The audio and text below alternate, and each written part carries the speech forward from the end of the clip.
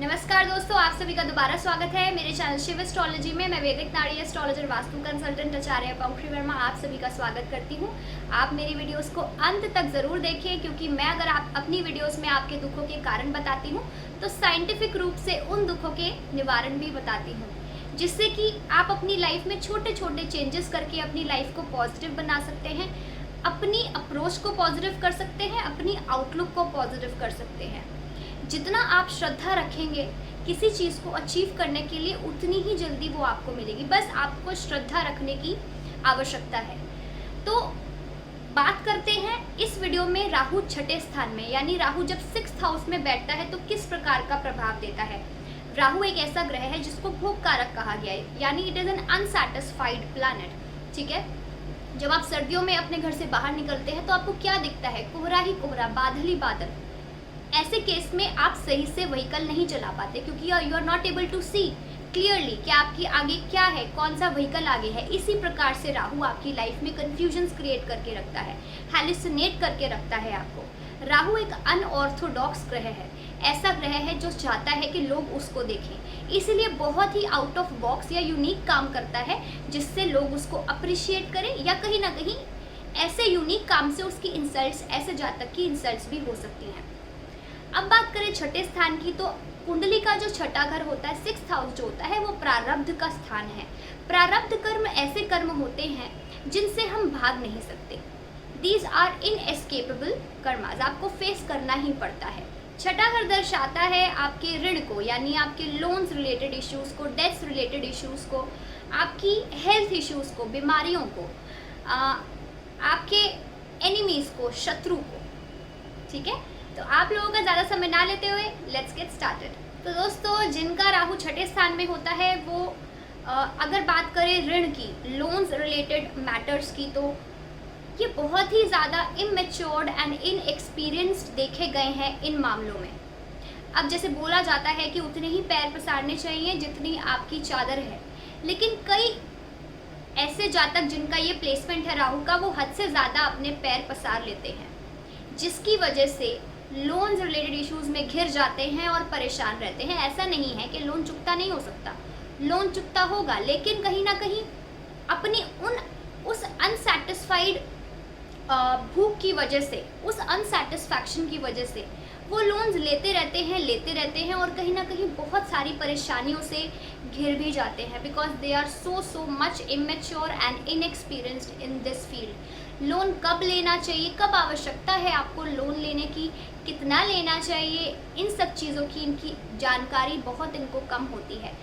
अब for example, अगर मैं एक और एग्जांपल आपको दूं कि अगर ऐसा जातक किसी को लोन देता है, खूब पैसा है ऐसे जातक के पास और लोन दे रहा है किसी को, ठीक है, तो वापस आना थोड़ा मुश्किल हो जाता है। ठीक है, तो आप ना तो बिना सोचे समझे किसी को लोन दें, ना बिना सोचे समझे लोन लें। ठीक है, उतने ही पैर पसारें जितनी आपकी चादर है।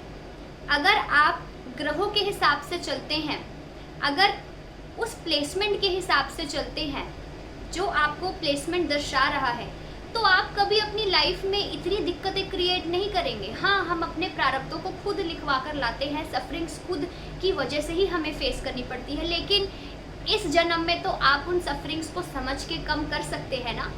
तो आप लोगों के लिए मेरी तरफ से यही सजेशन है, यही एडवाइस है कि किसी को लोन ना दें, ये आपके लिए हार्मफुल प्रूफ हो सकता है। ऐसे जातक जिनका राहु छठे में है, किसी का ऑर्डर नहीं ले सकते, या किसी के अंडर काम करना, प्रेशर झेलना इनके लिए बड़ा ही मुश्किल होता है।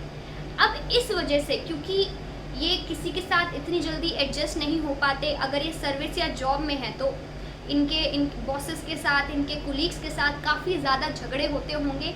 इन्हीं रीजंस की वजह से, इनके इस नेचर की वजह से इनके एनिमीज बन जाते हैं, बहुत सारे शत्रु बन जाते हैं।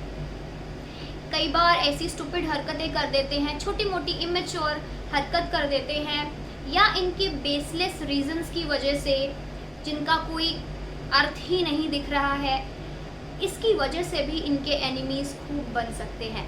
तो कोशिश करिए, अगर आप जॉब में हैं, सर्विस में हैं स्पेशली, अगर आपको उस जॉब या सर्विस से बहुत अच्छी पर्क्स मिल रही हैं, इंसेंटिव्स मिल रहे हैं, बहुत अच्छी सैलरी है, आपको प्रमोशंस मिल रहे हैं, टाइम टू टाइम इंक्रीमेंट्स मिल रहे हैं, तो कोशिश करिए एडजस्ट करने की। अगर आप वहाँ पर बहस ही करते रहेंगे, अगर आप अपने सीनियर्स बॉसेस के साथ लड़ते ही रहेंगे, कोऑपरेट नहीं करेंगे, तो आपकी जो पोजीशन है ना, जो अच्छी पोस्ट आपको मिली हुई है, उस पोस्ट से आप नीची लेवल की पोस्ट पे आ जाएंगे। इस बात को मतलब आप ध्यान में रखिए, माइंड में रखिएगा।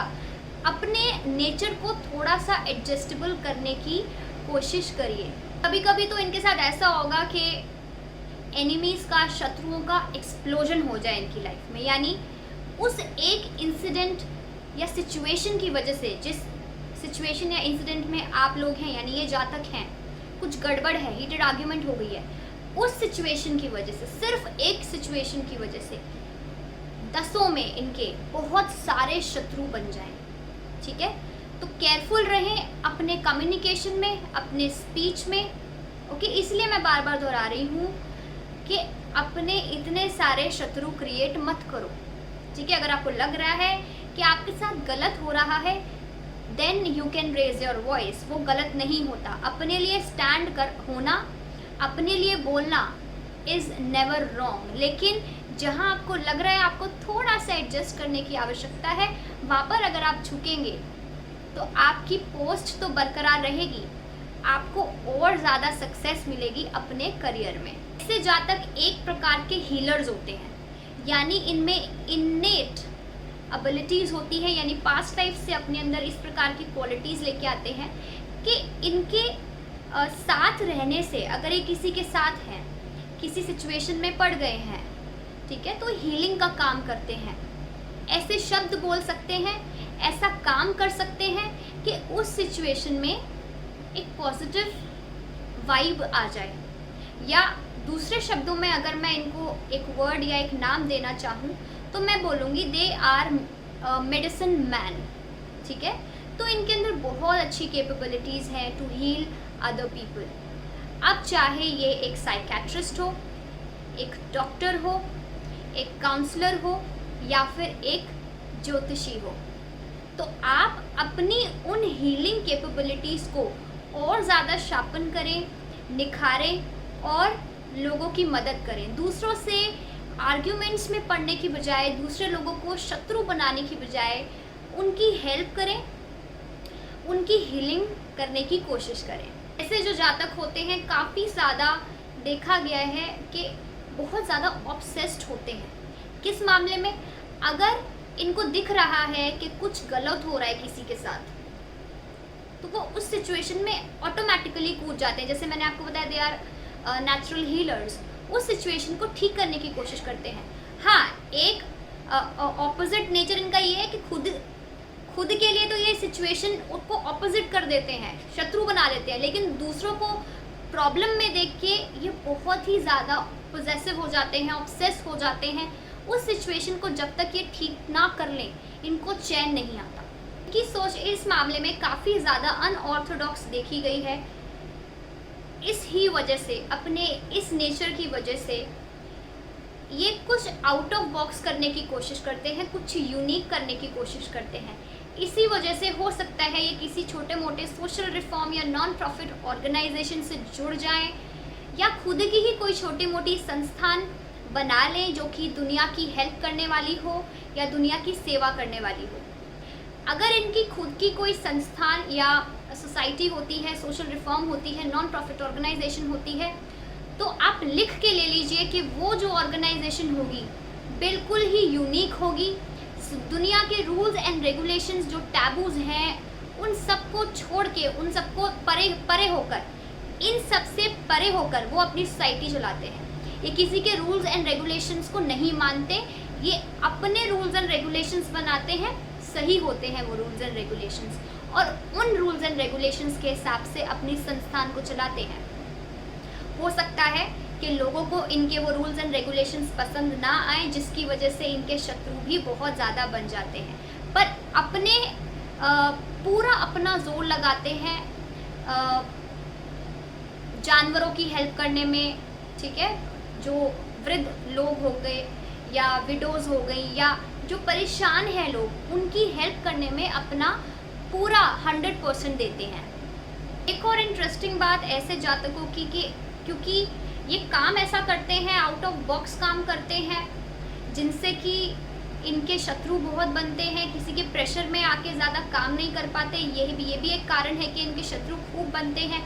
बट अगर इनके शत्रु खूब बन रहे हैं, अगर इनके एनिमीज़ बहुत ज़्यादा हैं, तो कहीं ना कहीं वो एनिमीज़ अगर इनके साथ गलत कर रहे हैं तो उनका डिस्ट्रक्शन भी तय है, यानी वो खुद ही हार जाएंगे। But it also depends on the whole horoscope. अगर पूरे हॉरोस्कोप में बहुत अच्छे कॉम्बिनेशंस बन रहे हैं डिस्ट्रक्शन ऑफ द एनिमीज़ के, तो 100% एनिमीज़ हार जाएंगे। ये भी देखा गया है कि कहीं ना कहीं जो इनके शत्रु बनते हैं वो फॉरेनर्स हों, इंटरकास्ट ज़्यादा हो, इंटर रिलीजन एनिमीज़ इनके ज़्यादा बने, आउटकास्ट एनिमीज़ इनके ज़्यादा बने। ज़्यादा मैंने ऑब्जर्व किया है कि ऐसे जातक जिनका राहु छठे में है, उनकी इनकम के सोर्सेज क्या क्या हैं।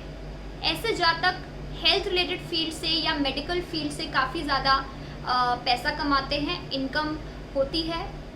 दूसरी बात ये कि अगर आपके एल्डर सिबलिंग्स हैं, बड़े भाई बहन हैं, तो ऐसे केसेस में आपको अपने बड़े भाई बहनों की हेल्थ पर बहुत ज़्यादा फोकस करने की आवश्यकता है, क्योंकि उनको हेल्थ इश्यूज काफ़ी होते हुए दिख रहे हैं। दूसरी बात ये कि आप लोगों का जो पैसा है, जो इनकम है, जो भी आप कमा रहे हैं, बहुत सारे केसेस मैंने ऑब्जर्व किए हैं कि ऐसे जातकों की जो इनकम है लिटिगेशंस में, लीगल इश्यूज में, डिवोर्सेस में खर्च हो जाए, चली जाए। ऐसे जातक अपने करियर में कुछ ना कुछ अलग, यूनिक करना चाहते हैं, बिल्कुल आउट ऑफ बॉक्स, बिल्कुल अलग कुछ ना कुछ अपने करियर में करेंगे। ये चाहते हैं कि इनको अप्रिसिएशंस मिले, इनके अंदर अप्रिसिएशंस की भूख होती है, और इसी अप्रिसिएशन की भूख की वजह से ये सारे रूल्स एंड रेगुलेशंस को तोड़कर, सारे टैबूज को तोड़कर कुछ ना कुछ अलग करके दिखाते हैं। 80% केसेस ऐसे हैं जिनमें ये बहुत अच्छा ग्रो कर जाते हैं, करियर में राइज कर जाते हैं। लेकिन जो 20% केसेस हैं अप्रिसिएशन की भूख की वजह से, because they are unsatisfied always, उस अप्रिसिएशन की भूख की वजह से ये अपने आप को डिस्प्यूट्स में डाल लेते हैं, लीगल इश्यूज में डाल लेते हैं, लिटिगेशंस में डाल लेते हैं। तो यहाँ से आपको एक बात सीखनी चाहिए कि अपनी उस भूख को कंट्रोल करें, सेटिस्फैक्शन अपनी लाइफ में लाएं। अगर आप हमेशा अनसेटिस्फाइड रहेंगे तो आपकी लाइफ में ज़ीरो इनर पीस होगा। तो कोशिश करिए अपनी लाइफ में सेटिस्फैक्शन लाने की। ऐसे जातक ऑकल्ट एंड मिस्टिसिज्म को चूज़ करते हैं, एक अच्छा ज्योतिष बनना चाहते हैं या ऑकल्ट की किसी भी फील्ड में अच्छा करना चाहते हैं, प्रैक्टिस करना चाहते हैं, तो मैं आप लोगों को एक बात बता दूं कि आप काफ़ी अच्छा कर सकते हैं ऑकल्ट में। लेकिन it also depends on the whole horoscope. बहुत सारे ऐसे कॉम्बिनेशंस होते हैं जिसे देख के हम बताते हैं कि कहीं ना कहीं आप एक अच्छे ज्योतिष या अच्छी आपकी प्रैक्टिस हो सकती है ऑकल्ट या मिस्टिसिज्म में या नहीं। दूसरी बात कि इनकी जो ईटिंग लाइफस्टाइल है, ईटिंग हैबिट्स है, वो काफ़ी ज़्यादा तामसिक देखी गई है। एडिक्शंस हो सकते हैं, ठीक है। अब देखिए, एडिक्शन ज़रूरी नहीं है कि अल्कोहल और सिगरेट का ही हो। एडिक्शन होता है of coffee, of caffeine, of T, ठीक है। बट इनकी ईटिंग हैबिट्स में चिकन, मीट, ठीक है, अल्कोहल, नशा, ठीक है, धुआं, ये सब हो सकता है। तामसिक ईटिंग लाइफस्टाइल इनका हो सकता है। पर अगर कहीं ना कहीं शुभ ग्रह का प्रभाव आता है तो वो जो तामसिक लाइफस्टाइल है, ईटिंग हैबिट्स है, वो उसमें रिडक्शन भी देखी गई है। तीसरी बात ये कि जब भी ये बोलते हैं, यानी जब इनकी स्पीच की बात करें, इनकी कम्युनिकेशन की बात करें, तो जब भी ये किसी के साथ बोलने की कोशिश करते हैं, कम्युनिकेट करने की कोशिश करते हैं, तो बड़े ही यूनिक एंड डिफरेंट वे में बोलने की कोशिश करते हैं। अपने आप को इस प्रकार से शो करते हैं कि वो सामने वाला इंसान जिससे कम्युनिकेट कर रहे हैं वो इसको अप्रिशिएट करे। तो हर चीज़ को आप देख रहे हैं, हर चीज़ को बड़े डिफरेंट वे में ये अपने आप को प्रेजेंट करते हैं, यह अच्छी बात है। बट अगर आपको अप्रिसिएशन मिल रही है तो उसमें सेटिस्फाइड रहें, because you are always unsatisfied. और अगर आप हमेशा अनसेटिस्फाइड रहेंगे तो आप खुश कैसे रहेंगे? ऐसे जातकों का कोई कंसिस्टेंट शेड्यूल नहीं होता, रूटीन में नहीं रह पाते। रूटीन लाइफ या रूटीन की जो हैबिट्स हैं वो इनको बड़ी जल्दी नहीं पड़ती हैं, काफ़ी ज़्यादा इनकंसिस्टेंट होते हैं अपनी रूटीन में। अगर ये अपना टाइम टेबल भी बना लेते हैं, ये चलने की कोशिश भी करते हैं उस शेड्यूल पे, उस टाइम टेबल पे, तो कहीं ना कहीं ब्रेक्स बहुत ज़्यादा देखे गए हैं। तो अगर आप इस चीज़ से परेशान हैं, अगर आप चाहते हैं कि आप एक कंसिस्टेंट लाइफस्टाइल जिए, डिसिप्लिन लाइफस्टाइल जिए, रूटीन में आप सारे काम कर पाएँ, तो उसके लिए आपने क्या क्या करना है? पहली बात, आपने मेडिटेशन की हेल्प लेनी है, योगा की हेल्प लेनी है। दूसरी बात कि आप स्पिरिचुअल जर्नीज पे जाइए। लेजर फन ट्रैवल्स पे बहुत दुनिया जाती है, लेकिन अगर आप अपनी डिसिप्लिन लाइफस्टाइल जीना चाहते हैं, देखिए डिसिप्लिन लाइफस्टाइल से क्या होगा, बहुत लोग सवाल करेंगे। अगर आप अपनी लाइफस्टाइल को डिसिप्लिन रखते हैं, एक कंसिस्टेंटली लाइफ को जीते हैं, तो आपको ग्रोथ ज़्यादा मिलती है। तो अगर आप चाहते हैं कि आपको ग्रोथ ज़्यादा मिले फिजिकली, मेंटली, मटेरियलिस्टिकली, तो कहीं ना कहीं उसके लिए गो टू स्पिरिचुअल जर्नीज। ठीक है, वेकेशंस पे जाइए, अपने आप को टाइम दीजिए, अपने स्लीप पैटर्न्स को ठीक करिए, क्योंकि आपके स्लीपिंग पैटर्न्स भी बहुत ज़्यादा डिस्टर्ब हैं। तो दोस्तों, यही मेरे कुछ ऑब्जर्वेशंस थे कि जब राहु छठे स्थान में होता है तो किस प्रकार का प्रभाव देता है। आई होप आपको मेरी ये वीडियो अच्छी लगी होगी। अगर अच्छी लगी है तो प्लीज़ मेरी इस वीडियो को लाइक ज़रूर करें और शेयर जितना हो सके उतना करें। जो भी मैंने आपको इस वीडियो में चेंजेस करने के लिए कहे हैं, साइंटिफिक रूप में रेमेडीज़ बताई हैं, उसको चेंजेस लाइए, अपनी लाइफ में करिए। और जब आप ऑब्जर्व करेंगे, पॉजिटिव रिजल्ट्स आपको दिखेंगे, तो ज़रूर आप कमेंट डाउन करें। कुछ भी अगर आप रिलेट कर पा रहे हैं मेरी इस वीडियो से तो कमेंट्स में ज़रूर बताइएगा। I will wait for your comments. तो मिलती हूँ मैं आपको नेक्स्ट वीडियो में कुछ नए कंटेंट के साथ। Till then bye bye and take care all of you. ओम नमः शिवाय।